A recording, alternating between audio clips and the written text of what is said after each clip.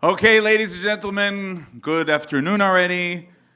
Distinguished guests, friends from near and far, welcome to the Jerusalem Conference in New York. With deep honor and great anticipation, we begin this inspiring gathering.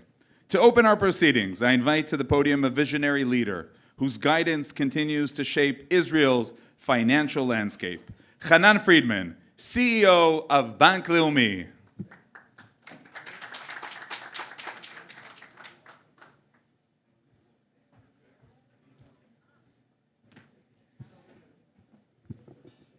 Shalom everyone, good afternoon. First of all, I would like to thank the Fifth Avenue Synagogue, Rabbi Babish. It's always a pleasure to come here and be welcomed by this very special community that welcome everyone. I would like to thank Mr. Dudu Saada, publisher of the Besheva Group, for inviting me to speak here today.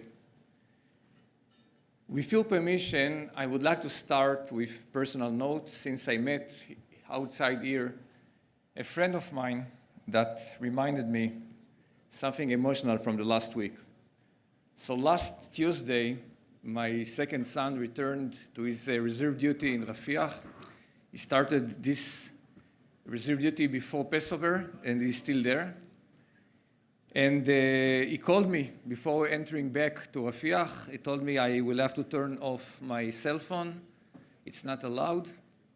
And few minutes, maybe half an hour later, I got a WhatsApp message with a picture of him and of a friend of mine, American man who lives not far away from here in Teaneck. And they replaced each other. He was with a lot of dust on his uniforms and on his face after being in Rafiach for 3 weeks. And my son that just returned from home was clean. So it's a very nice picture, very, very emotional picture for me. So of course I called this guy, Eric, and I spoke with him, and he reminded me that during the first month of the war, he served alongside with my son in Gaza, then in Khan Yunis, and a few months later in south of Lebanon. And now, once again, they had met and replaced each other. Behind the coincidence, there is something I believe will astound you. Since the beginning of the war, this American friend of mine came to Israel 5 times to serve in reserve duty. Yes, 5 times. And he flew to Israel at his own expenses. He's here today. I saw him upstairs. Of course, I will not present him since he has planned to fly to Europe, and I don't want to risk him. But I think it says a lot regarding the resilience, not just of the Israelis, but of all the Jewish tribe, including those who are living in the diaspora. I believe that no other country in the world has such people that will risk themselves again and again in order to protect their home country, their beloved home country. Yes, it's true. There are disagreements, and there will be disagreements always. This exists in any society with a complex fabric of life. And in my perspective, it's good. It's a good thing to have disagreements. But we should never forget the shared values of ours, values of solidarity, of mutual responsibility, a deep commitment to the security of our nation and our beloved country. The phrase, all of Israel are responsible for one another, Kol Yisrael arevim ze lazeh, is not just a slogan.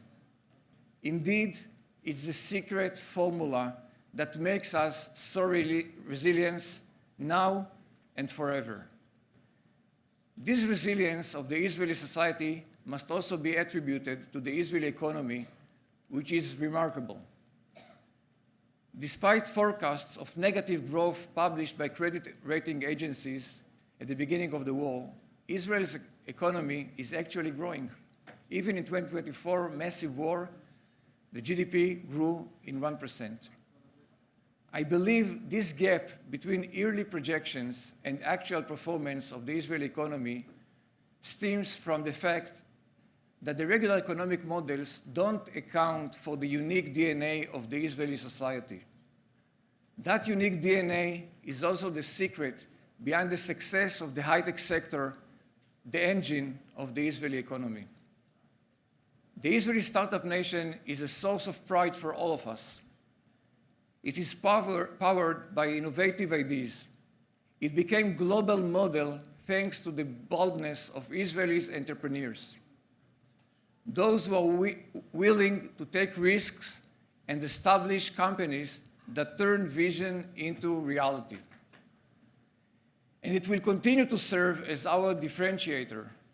Israeli innovation is one of the prominent factors that allows the Israeli economy to maintain its resilience in times of crisis. It was proved. In this context, we are seeing more and more entrepreneurs returning from the battlefields with a hunger to create and execute innovative and cutting-edge ideas. Another factor that underlies our national resilience is the financial system. The Israeli banking sector, headed by Bank of Israel and the governor of Bank of Israel, who honored us today and is here, is a symbol of stability and strength. It is efficient, technology-driven, and always support the economy, even during times of crisis. More so, banks are deeply embedded in the Israeli society.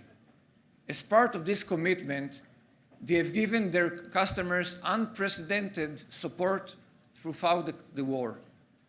Bank Leumi alone invested in the Israeli community from the beginning of the war over $500 million shekels, huge amount. This is unprecedented sum which contributes greatly to our social resilience.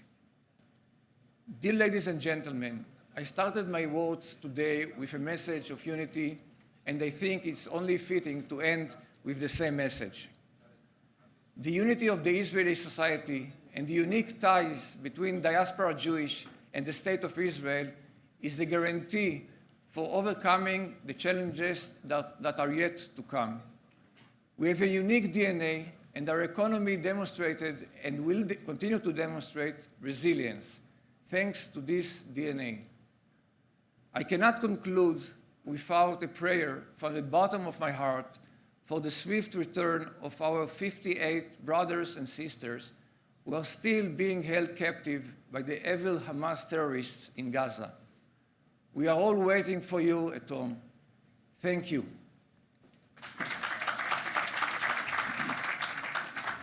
Thank you very much.